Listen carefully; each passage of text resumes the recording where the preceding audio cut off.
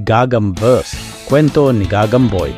Sa ibang universe, si Junie ay hindi isang mahirap at walang trabaho na nakatira sa squatters area ng isang maliit na barangay.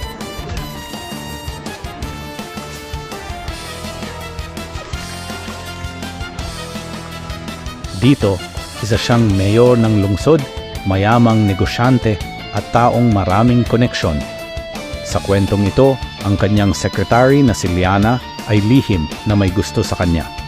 Si Junie rin si Gagamboy at ang tumutulong sa kanya ay si She-Rap, ang gumawa ng kanyang high-tech na Gagamboy suit. Dito, si Dodoy ay isang mayamang leader ng sindikato at masamang politiko. Siya rin ang kontrabidang si Ipis Man.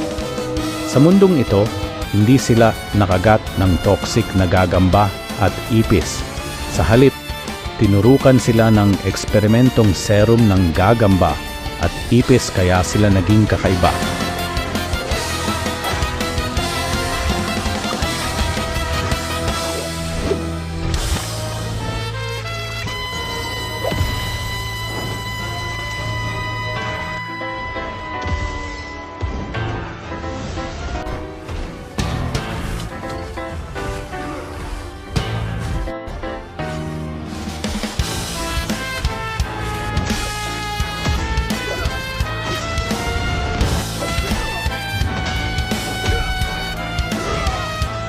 Sa ibang mundo naman, may iba pang kwento ni Gagamboy. Tulad ni Gagamblang, isang detective at masayahing bersyon ni Junie.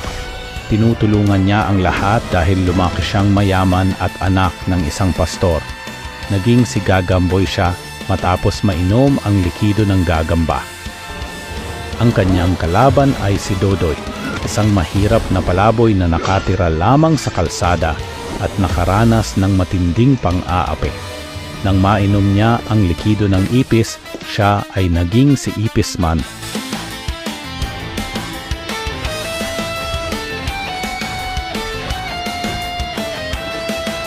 At naroon din si Gagamwar, ang bersyon ni Gagamboy noong panahon ng World War II. Biniyayaan siya ng Diyos ng mga gagamba ng kapangyarihan sa pamamagitan ng mga gagamba. Siya ay nagkaroon ng lakas ng isang tagapagligtas. Ang kanyang kalaban ay ang demonyong si Ipis Man. Sa katawan ni Dodoy, sumanib ang Diablong Ipis. Parehas silang mga sundalo na muntik ng masawi sa gera.